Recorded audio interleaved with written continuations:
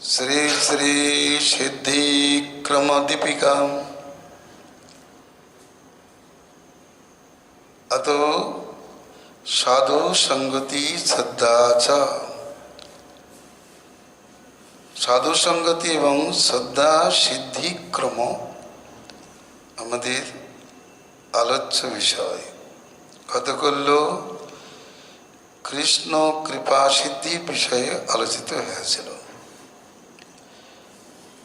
শেষে ইহাও আলোচিত হয়েছিল যারা কৃপা সিদ্ধ তারা তো সাক্ষাৎভাবেই সিদ্ধ হয়েছেন, আর পরোক্ষ সিদ্ধ যারা তারা সাধন ক্রমেই সিদ্ধ হয়েছেন। পরোক্ষ কৃপা এখানে অন্তর্যামী চৈত্যগুরুর অনুগ্রহ বিশেষ। भगवत कृपा प्रचोदितात्मा सुकृतिवान भवति सुकृतिवान सत्संगो प्राप्यते पुंभि सुकृतै पूर्व संचितैरितनया शतां संगतिं लभते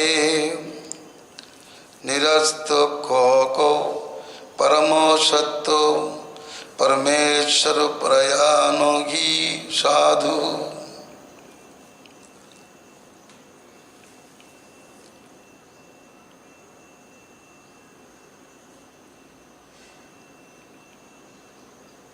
भगवत कृपा परिचालित आत्मा सुकृतिकारी सुकृतिवान पूर्वजन्मेर पंजीभूत सुकृतिर फले सत्संग लाभ करे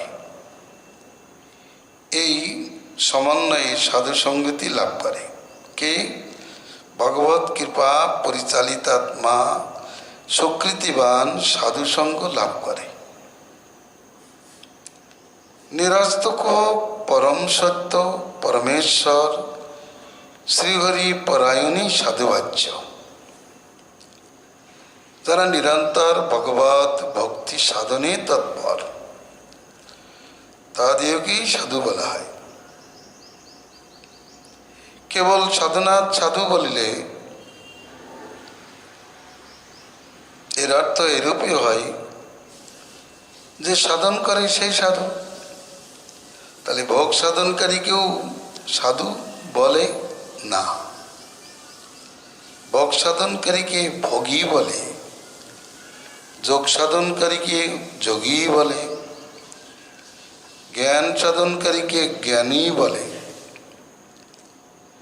তপ সাধনকারীকে তপস্বী বলে। परंतु সাধু সংজ্ঞা হলো কিভাবে? হরি ভক্তি সাধন করেন তাদেরই সাধু সংজ্ঞা। সর্বশাস্ত্রের এই বিচার যারা হরিভক্তি সাধন করে, সৎশব্দ সাধুবাচক সদ্বস্তুর উপাসনা যারা করে তারাই সাধু। তাদের লক্ষণ কি? সাধু কিদিচ সাধুর সঙ্গ কর্তব্য কিদিচ সাধুর সঙ্গ হইতে পরমার্থ সিদ্ধ হয়। সব সাধু সঙ্গ হইতে পরমার্থ সিদ্ধ হয় না। এজন্য সঙ্গ লক্ষণ সাধু লক্ষণ শাস্ত্রে বলেছেন। প্রথমেই বলেছেন তিনি সাধু হবেন। কপিল দেব সাধু লক্ষণে বলেছেন ময়ি অনন্যেন ভাবেন ভক্তিং কুর্বন্তি যে দৃঢ়ং মৎকৃতে ত্যক্ত কর্মাণঃ ত্যক্তো সদন বন্ধবা। প্রথমে তো কারণিক অকৃতদ্রোহ ইত্যাদি অনেকগুলো সাধু ভূষণের লক্ষণ বলার পরেই বলেছেন যারা আমাদের দৃঢ়ভাবে অনন্য ভক্তির অনুষ্ঠান করেন আমার জন্য কর্ম স্বজন বান্ধবাদিকে পরিত্যাগ করিয়াছেন। ত্রিবিধ তাপ যাদেরকে তাপিত করিতে পারে না, যারা নিরন্তর আমার কথা আলোচনাতেই পরিতৃপ্ত থাকেন, যাদের সঙ্গ সর্বপ্রকার সঙ্গদোষ স্মরণ করে, যারা সর্বসঙ্গ বিবর্জিত, হে মাত আপনি তাদিশ সাধুর সঙ্গ করিবেন। কপিল দেব কি জাতীয় সাধু সঙ্গ করিলে পরমার্থ সিদ্ধ হয়, দেবতী দেবীর এই প্রশ্নের উত্তরে এইরূপ একটা সুন্দর উত্তর প্রদান করিয়াছেন।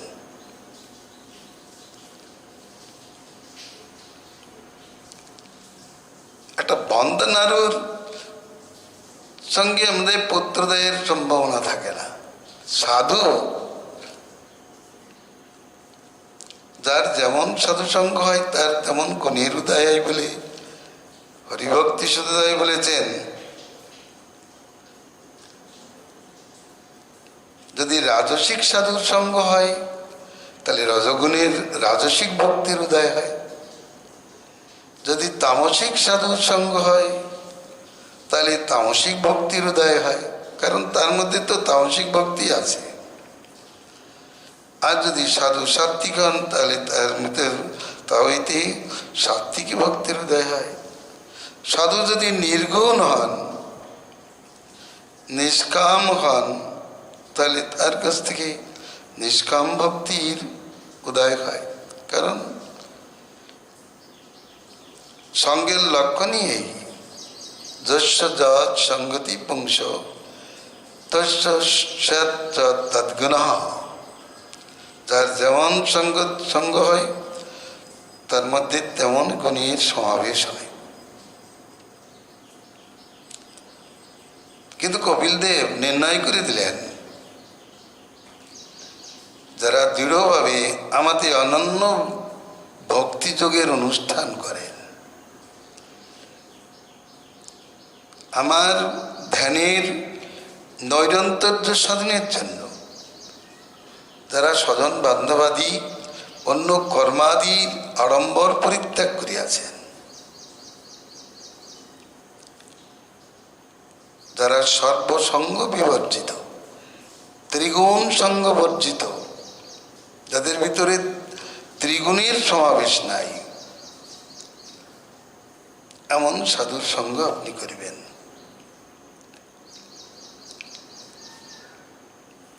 তাহলে নিরস্তক পরম সত্য পরমেশ্বর পরায়ণী সাধুবাচ্য। সাধুর লক্ষণ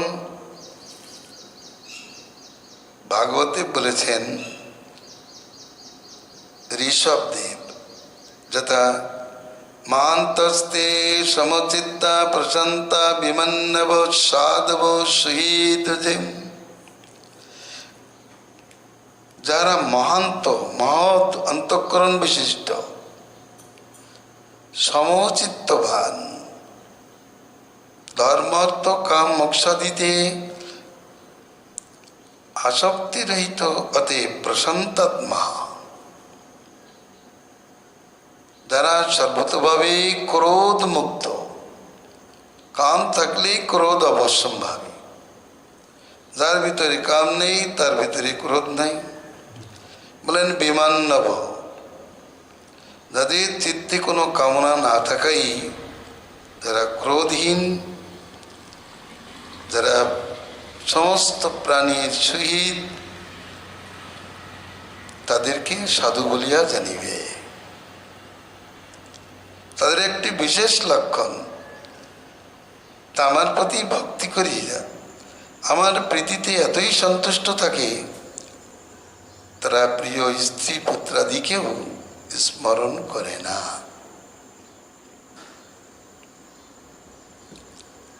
সাধু লক্ষণ ভাগবতে এইরূপ আলোচিত হয়েছে।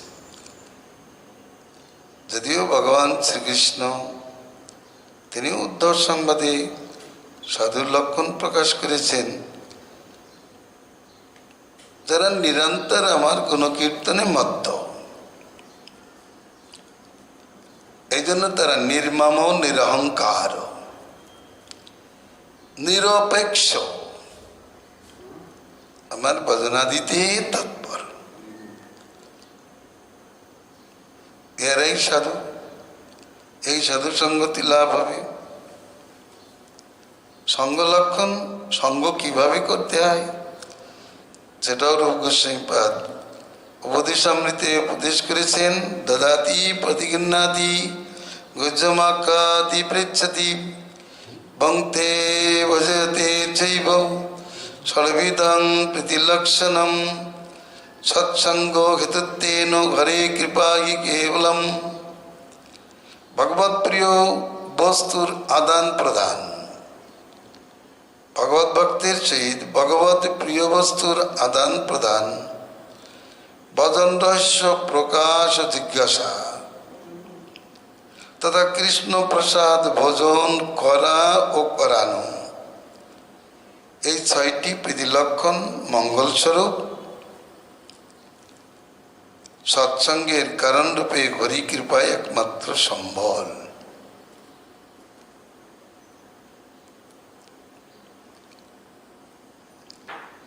যথা নারদ ভক্তি সূত্রে সৎসঙ্গ কি করে লাভ হলো, সৎসঙ্গের ফলই বা কি?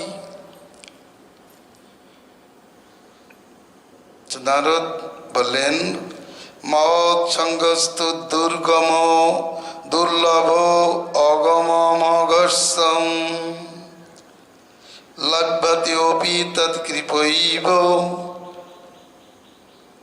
পদেনত্র ভগবতি কৃপৈব সিদ্ধম মতাং প্রসঙ্গ পুরুষোত্তম পদারবিন্দ ভজন শ্রদ্ধাজনকো স্যাৎ।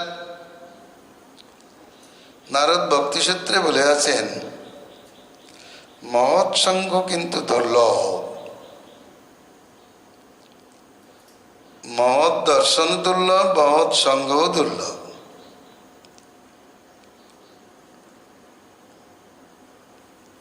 আবার অগম যদিও বা সুলভ হয়, তাহলে অগম অর্থাৎ তাদের ভিতরে প্রবেশ করা যায় না, তাদের কথায় প্রবেশ করা যায় না, তাদের ভাবে ভাব বোধগম্য হয় না।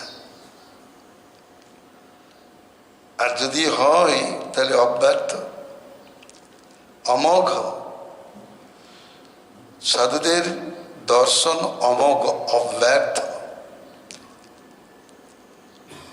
অগম্য গেলেও অব্যর্থ।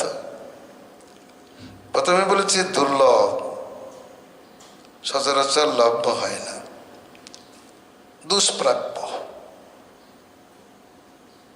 আর যদি বা প্রাপ্তি হয়, তার কথাই প্রবেশ হয় না। আর যদি তার কৃপা হয় তাহলে অব্যর্থ হয়ে যায়। সাধুর দর্শন অব্যর্থ।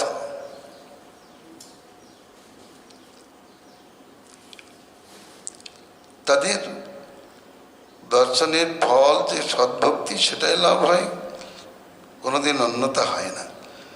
তাহলে তা তৎকৃপাতেই লভ্য হয়, অর্থাৎ ভগবত কৃপাতেই তা লভ্য হয়। লভ্যতেপি তৎকৃপৈব ভগবত কৃপা লেশাৎ বা। নারদ ভক্তি সূত্রে বলেছেন, ভগবানের কৃপায় সৎসঙ্গ লাভ হয়।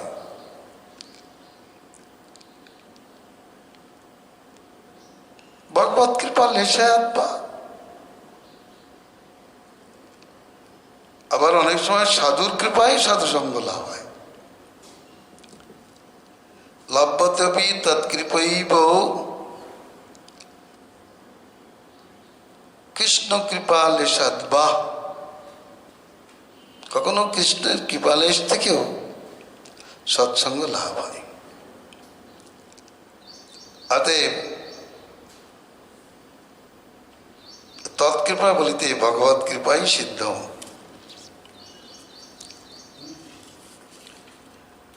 মহতের প্রসঙ্গ পুরুষোত্তমের পাদপদ্ম ভজনের জনক। কেন সৎসঙ্গ লাভ হবে? এই সব ভগবত কৃপা করলেই ভগবানের কৃপা মহতের দর্শন সংগাদির ব্যবস্থা করিয়া দেন। এটাই ভগবানের কৃপার শ্রেষ্ঠ নিদর্শন। ভগবত কৃপার পরে বিষয় ভোগাদি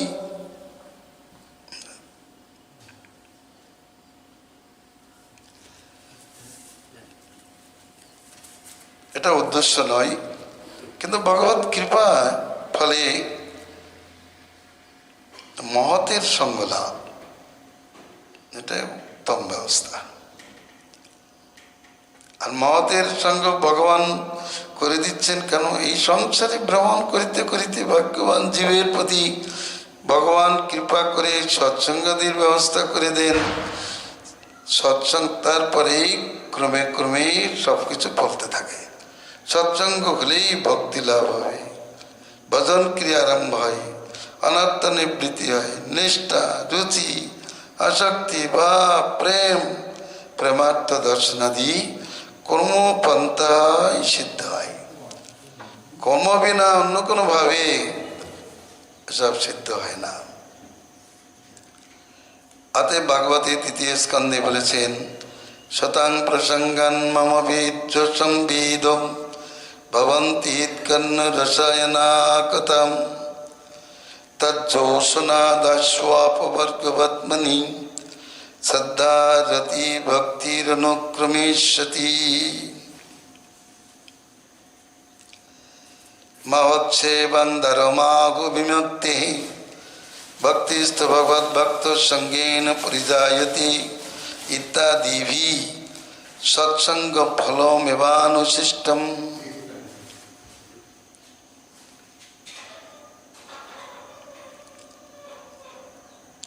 সাধুদের প্রকৃষ্ট সঙ্গ হইতে কেবল পাশাপাশি বসলেই নয়,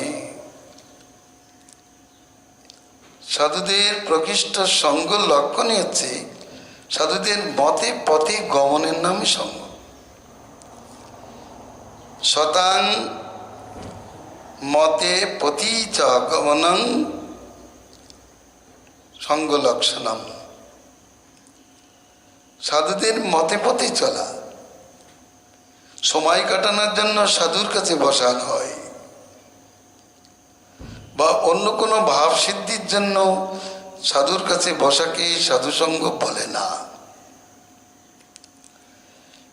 প্রাগিত কোনো বিষয় লালসা যোগে সাধুর কাছে বসাকে সাধুসঙ্গ বলে না। বেদশাস্ত্রে সাধুসঙ্গ এর একমাত্র লক্ষ্য করেছে ভগবানের কথা শ্রবণ কীর্তন, তাতে ভক্তি লাভ, এই উদ্দেশ্য। সৎসঙ্গের আর কোনো উদ্দেশ্য না। চোর কখনো সৎসঙ্গ করে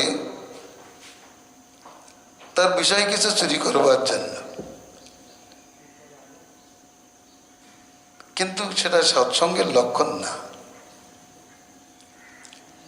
কোনো প্রাকৃত বিষয় প্রাপ্তির জন্য যে সঙ্গ, সেটি সঙ্গের উদ্দেশ্য না। কিন্তু সৎসঙ্গের একটাই উদ্দেশ্য, হরিভক্তি লাভ, ভগবত কথা শ্রবণ কীর্তনের মাধ্যমে ভগবানে দৃঢ় শ্রদ্ধা লাভ, ভক্তি লাভ, প্রীতি লাভ। এই জন্যই বলছেন সাধুদের প্রকৃষ্ট সঙ্গ হইতে, ভগবান কপিলদেব বললেন, সাধুদের প্রকৃষ্ট সঙ্গ হইতে আমার বীর্যবতী হিতকর্ণ রসায়নিক কথার উদয় হয়।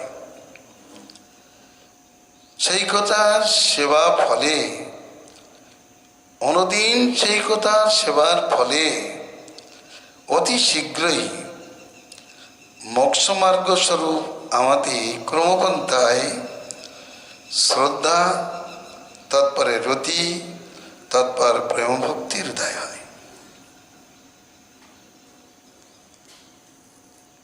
বদ্ধজীবের মধ্যে তাৎপর্যই, বদ্ধজীবের মধ্যে যে শ্রদ্ধা, রতি বা ভক্তি, সেটা বিকৃত ধিকৃত হয়ে আছে, বিকৃতভাবে আছে, ব্যভিচারীভাবে আছে।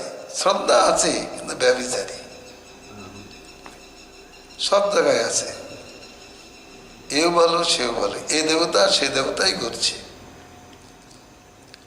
শ্রদ্ধার যে প্রকৃত অর্থ সেটা বোধগম্য হয়। আবার রতিও আছে সব জায়গায়, যেমন ভগবানেও আছে, দেবতায়ও আছে, আবার সংসারী স্ত্রী মিত্র পরিজনদের মধ্যে উপরেও আছে। আর ভক্তি ওইরকম সব জায়গায় আছে, কোথাও নাই আছে, একটু দিচ্ছে। লৌকিক ভক্তি, ভক্তির যে একমাত্র উদ্দেশ্য কি, প্রভুকে, ওটা জ্ঞান নাই। এই জন্য যারা সাধুসঙ্গ করেনি, প্রকৃত উত্তম সাধুসঙ্গ করে না, তাদের মধ্যে এই শ্রদ্ধা, রতি, ভক্তি আদি বা প্রীতি ভালোবাসাদি, ওটা স্বার্থপরতার একটি প্রকার বিশেষ রূপে সক্রিয়মান। তাদের শ্রদ্ধা প্রকৃত শ্রদ্ধা নয়, তাদের রতি প্রকৃত রতি নয়, শাস্ত্রীয় শ্রদ্ধা। সাধুসঙ্গ হইতে শাস্ত্র শ্রবণের ফলে বাস্তব শ্রদ্ধা, বাস্তব রতি, বাস্তব ভক্তির উদয় হয়। আমার গুরুদেব বলেছেন, মেইলি ভক্তি, কৌলিকী বা লৌকিক ভক্তির দ্বারা ভগবানকে লাভ করা যায় না। মেয়েদের মধ্যে একটা ভক্তি থাকে, তাদেরকে বলা হয় মেইলি ভক্তি। কুলে একটা ভক্তির প্রথা আছে, তাদেরকে বলে কৌলিক প্রথা ভক্তি, কৌলিকী ভক্তি। আর সরাসরি লোকের মধ্যে একটা ভক্তি থাকে, তার নাম হচ্ছে লৌকিক ভক্তি। এই ভক্তি বিচার করলে দেখা যায় অনেকটা বিকৃত, ব্যভিচারী। এইসব ভক্তি ব্যভিচারী ভাবযুক্ত, বহুভাজিনী। ভক্তি কোথায় যে কর্তব্য তার নিশ্চয়তা নেই। কিন্তু এই যে সাধুদের প্রকৃষ্ট সঙ্গ হইতে ভগবানের বীর্যবতী কথা শ্রবণের ফলে ভগবানের ক্রমপন্থায় শ্রদ্ধা, উৎকৃষ্ট শ্রদ্ধা, বাস্তব শ্রদ্ধা এবং প্রকৃত রতি, প্রকৃত প্রেম ভক্তির উদয় হয়। এও দেখা যায় সাধুসঙ্গ না করার আগেও অনেকে সবজান্তা বুদ্ধিতে, অত হামবাড়া বুদ্ধিতে গীতা ভাগবত পড়ে ভক্তিও করে, কিন্তু দেখা যায় তাদের ভক্তির মধ্যে, তাদের শ্রদ্ধার মধ্যে কিছু গলত রয়ে গেছে। কারণ সেটা সৎসঙ্গ যাতে নাই। আবার কখনো কখনো কোনো ইতর সাধু, ইতর সাধু মানে সাধু মার্গ গ্রহণ করেছে কিন্তু ইতর বাসনাযুক্ত, তাদিশ সাধুর সঙ্গ হইতেও মানুষের শুদ্ধ শ্রদ্ধা, ভক্তি, প্রীতির উদয় হয় না। তাদের মুক্তেও ভগবানের কথা শ্রবণ করিলে প্রকৃত শ্রদ্ধার উদয় হয় না। কারণ যে সাধক, যে পাঠক 12 ভজা, সে দেবতার ভজন করে আর কৃষ্ণের ভজন করে। তার বক্তব্য যে গোপীরা কাপ্তায়নী পূজা করেছে, অতএব কাপ্তায়নী পূজা করতে হবে। এই জন্য বাড়িতে কাপ্তায়নী মূর্তি করেছে, আবার কৃষ্ণের মূর্তিও রেখেছে। কৃষ্ণের মূর্তি রেখেছে, কাপ্তায়নী মূর্তি রেখেছে। তারপরে আবার বলেছেন, বিচার দিচ্ছে কবিরা শিবের পূজাও করেছে। নন্দ মহারাজ শিবের পূজা করেছেন, একটা প্রেমিক ভক্ত, ভাগবতে বর্ণিত আছে। শিবরাত্রির দিনে গোকর্ণ শিবের কাছে তারা গিয়েছিলেন ইত্যাদি। এ দৃষ্টান্তে একটা শিবের মূর্তিও রাখে। এ তো গেল, কিন্তু এই প্রকারের ভাবনা নিয়ে আবার ভাগবত পাঠ করে তিনি সাধু বেশে সজ্জিত। এখন এই ব্যক্তির মুখ থেকে ভগবানের কথা বলেন ঠিক, যেমন মায়াবাদী একজন মায়াবাদু সাধু সাজে ব্যাসাসনে বসে শ্রীমদ্ ভাগবতের কি সুন্দর ব্যাখ্যা করেন, কিন্তু ব্যাখ্যা করলেও তার অন্তরে হচ্ছে শূন্য ভাবনা। যখন ব্যাখ্যা করে তখন ভাবে গদগদ, আর আসন থেকে উঠেই ব্রহ্মধ্যানে তন্ময় হয়। তখন বিচার থাকে যে রাধাকৃষ্ণের উপরে আর কিছু নেই, শূন্য সব। এই জাতীয় এরাও সাধু সাজে বসে আছেন, এদের সঙ্গ হইতে এরাও বীর্যবতী কথার কীর্তন করেন। তাদের কথায় আবার হিতকর্ণ রসায়নও হয়। বৃন্দাবনে একজন মহামায়াবাদী ছিলেন, তিনি বহু শাস্ত্রজ্ঞ ছিলেন। গোস্বামী শাস্ত্রে তার বহু আধিপত্য ছিল। অনেক ন্যাংটি সাধু সেখানে যে তার পাঠ শুনতেন।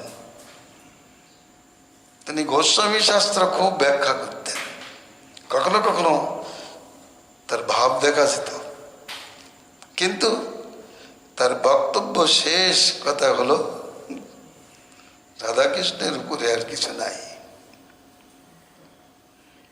এই জাতীয় সাধুর সঙ্গ হইতে বীর্যবতী কথা শ্রবণ হয় বটে, কিন্তু ওই কথাটা বীর্যবতী নয়, কারণ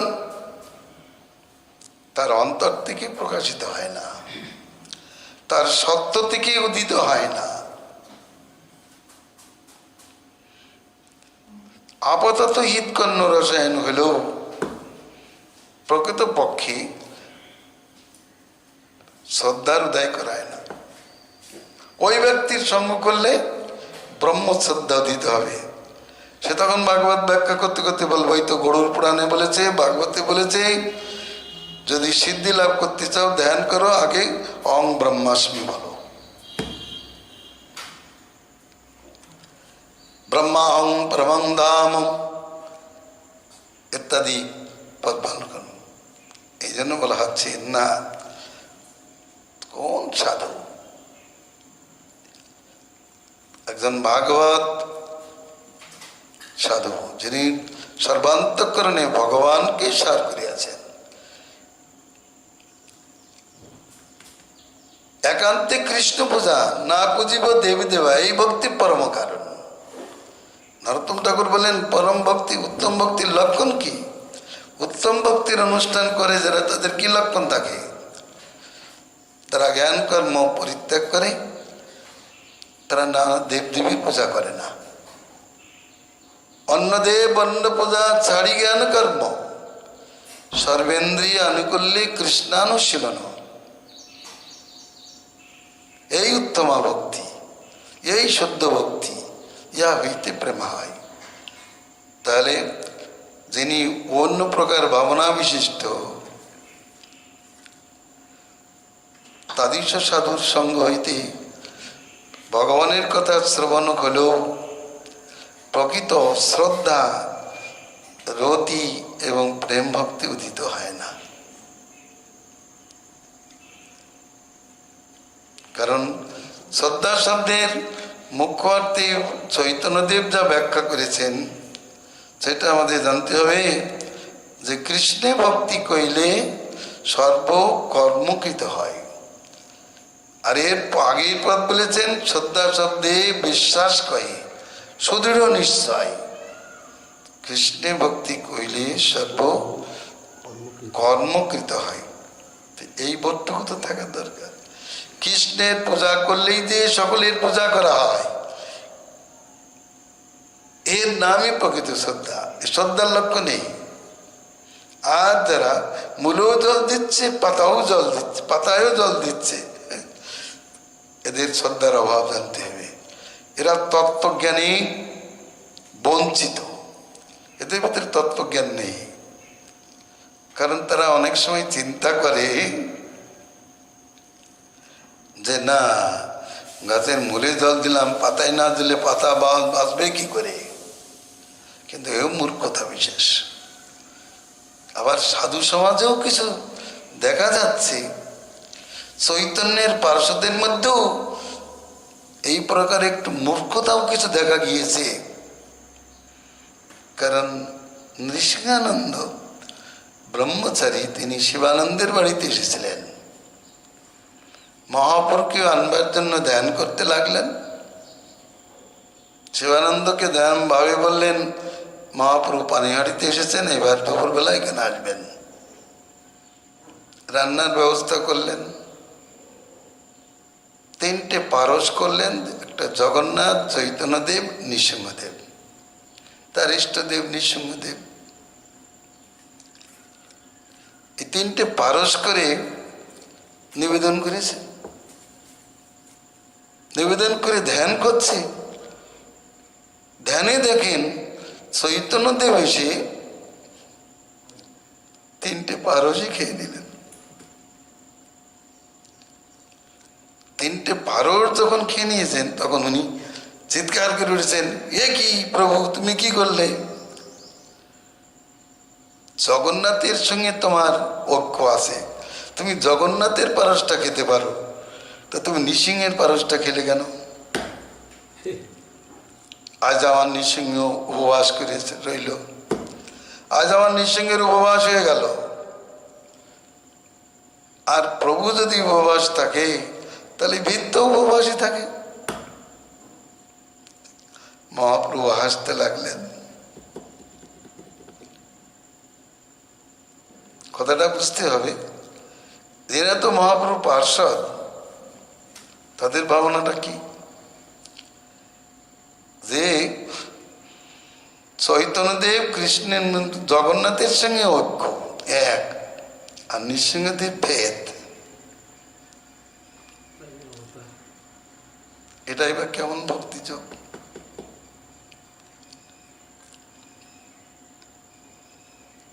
জেনেছেন না? আবার নতুন করে রান্না করে নৃসিংহের ভোগ দিয়ে তবে তিনি প্রসাদ পেলেন। তার ভাবনার মধ্যেও ত্রুটি রয়েছে।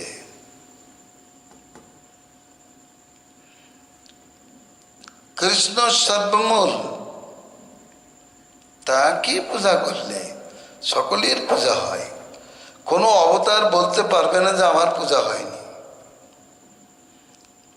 এর নাম প্রকৃত শ্রদ্ধা। এখানে শ্রদ্ধা চৈতন্যদেবেরও ছিল, নৃসিংহদেবেও ছিল। তিনি চিন্তা করলেন, আমার ইষ্টদেব আজ উপবাস করে রইলেন, তিনি নৃসিংহের ভোগ খেলেন কেন? তারা নৃসিংহ কি তার থেকে পৃথক ভাবনা করছেন? না, এই জগৎ শিক্ষার জন্য মানতে হবে। আমরা কাউকে দোষ দিব না, কিন্তু এই শিক্ষা গ্রহণ করব না, এই ধরনের শিক্ষাকে গ্রহণ করব না। অতএব কপিল বচনে আমরা জানতে পারলাম, সাধুদের প্রকৃষ্ট সঙ্গে সত্য সত্যই সঙ্গ হলে বেদ কর্ণ রসায়নী বীর্যবতী কথা। বীর্যবতী কথা, এটা কেমন কথা? যেখানে পড়বে সেখানেই ক্রিয়া আরম্ভ হবে। বীর্য যদি উপযুক্ত পাত্রে পতিত হয়, তাহলে সেখান থেকেই সন্তান উৎপত্তি বা বৃক্ষোৎপত্তি হয়ে থাকে, কিন্তু আধারটি ভালো থাকা দরকার।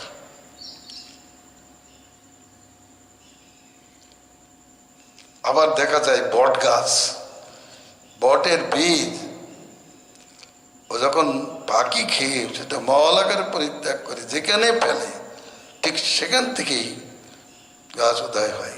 তদ্রূপ সাধুদের কথা এত বীর্যবানী যে সেখানে ভালো ক্ষেত না থাকলেও সেখানে উদয় করাই দেবে। এটাও এই বিচারও দেখা যায় যে ছাদের পরে কি করে বট গাছ হয়। তাহলে বুঝতে হবে অব্যর্থ। তেমনি যেমন নারদের বাক্য অব্যর্থ রূপে কাজ করলো ভেদের কাছে, হরিদাস ঠাকুরের উপদেশ সঙ্গ অব্যর্থ হয়ে গেল, তার ভিতরে ক্রিয়াবান হয়ে গেল লক্ষ্মীর কাছে, তার ভিতরে শ্রদ্ধা বানিয়ে দিল। কি শ্রদ্ধা? লক্ষ্মীরা আগে যে ঠাকুরকে প্রণাম করেনি তা নয়, প্রণাম করতো, ভগবানকে ডাকতো, তার রতি ছিল কিন্তু বহু বাজেনি। সে প্রীতি ভালোবাসা করত অর্থের খাতিরে, ইন্দ্রিয় তর্পণের খাতিরে, কিন্তু কৃষ্ণনিষ্ঠ ছিল না, একনিষ্ঠ ছিল না। কিন্তু হরিদাস ঠাকুরের কৃপা হলো, তার সঙ্গের ফলে শুদ্ধ শ্রদ্ধা, রতি, প্রেম ভক্তি আদি উদয় হলো। এই হলো সাধুর সঙ্গের লক্ষণ। মহোৎসবায় বিমুক্তির দ্বার স্বরূপ, ভগবত ভক্ত সঙ্গেই ভক্তির জাত হয় ইত্যাদি প্রমাণ দ্বারা ভগবত মহৎ সঙ্গ ফল উল্লেখিত হইল। এখানে শ্রদ্ধা মহৎ সঙ্গ সিদ্ধা। সাধু শাস্ত্র ও গুরু হরিতে নিশ্চয়াত্মিকা বুদ্ধি শ্রদ্ধাবাচ্য। সাধুর প্রতি, শাস্ত্রের প্রতি, গুরুর প্রতি, হরির প্রতি যে নিশ্চয়াত্মিকা বুদ্ধি, তাই শ্রদ্ধাবাচ্য। এই শ্রদ্ধা তাত্ত্বিকী এবং শাস্ত্রীয়া, লৌকিকী বা কৌলিকী নহে। শ্রদ্ধাই প্রেমের প্রথম অবস্থা। শ্রদ্ধার পরাকাষ্ঠাই হচ্ছে প্রেমা। সাধুশাস্ত্রে তা আস্বাদ্য প্রপক্ষ ফলরূপে কথিত হয়। শ্রদ্ধ শব্দের অর্থ সেবা, আর ধাতুর অর্থ ধারণ করা, অর্থাৎ শ্রদ্ধা শব্দের অর্থ ভগবানের সেবা ধারণ করাই হচ্ছে শ্রদ্ধা। তাহলে সেটাই ভক্তি। তো ভক্তির যে প্রথম অঙ্কুর, সেটাই শ্রদ্ধাবাচ্য। তা কোথার থেকে? সাধু সঙ্গ এমন প্রভাবযুক্ত, একদম বিদ্যমান পুরুষের সঙ্গে যেমন একটি সন্তানোদয়ের সম্ভাবনা হয়, তেমনি এই বীর্যবান সাধুর বীর্যবতী কথা শ্রবণের ফলে শ্রদ্ধার উদয় হয়, উপযুক্ত। প্রকৃত রতি ক্রমপন্থায়, এটা ক্রমপন্থায় বলেছেন, একদিনেই সব হয় না। শ্রদ্ধা, রতি, ভক্তি অনুক্রমিষ্যতি। অনুক্রমিষ্যতি শব্দ ক্রমে ক্রমে। গাছে ফুল আসলো সঙ্গে সঙ্গে আম ধরল না, ফুল আসে, তারপরে গুটি হয়, তারপরে ওটা পুষ্ট হয়, সুস্থ হয়, পক্ক হয়, তবে আস্বাদ্য হয়। এই অবস্থাটা হঠাৎ করে প্রাপ্ত হয় না। তেমনি প্রথমে যাতে বলে শ্রদ্ধা, তারপরে রতি ভাব, তারপরে প্রেম ভক্তির উদয় হয়। এগুলো ক্রম। আগের থেকে খুব প্রেম ভক্তি লাভ করতে পারবে না। সাধু সঙ্গ করলো না, হঠাৎ করে মন্ত্র দীক্ষা নিয়ে প্রেম রাজ্যে ঢোকার জন্য ছটপটানি, এই করলে কেউ প্রেম রাজ্যে ঢুকতে পারবে না। ভক্তিমান ঠাকুর এই জন্যই কোথায় বলেছেন, না উঠিয়া বৃক্ষ পরি ফল ধরি টানাটানি, দুষ্ট ফল করিলে অর্জন, জগতে প্রাকৃতিক সহজে আগন। এরা প্রাথমিক শিক্ষা রহিত, এদের ভিতরে শ্রদ্ধারও অভাব, তত্ত্বজ্ঞানেরও অভাব, অথচ প্রেম লয়ারা চিনিমিনি খেলা করিতে থাকে। প্রকৃতপক্ষে তা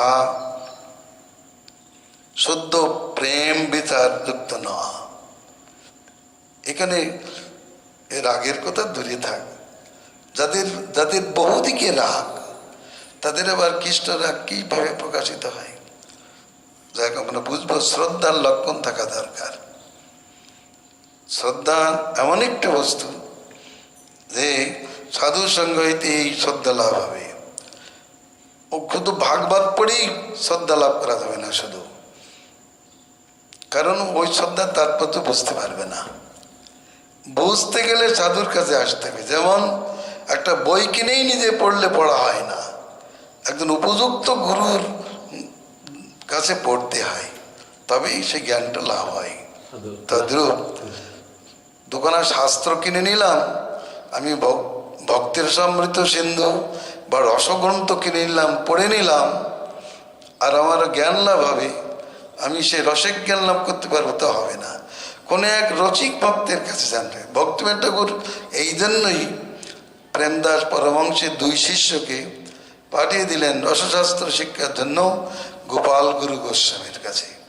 সেখানে যে তারা সব কথা আনুপূর্বিক শ্রবণ করেছেন।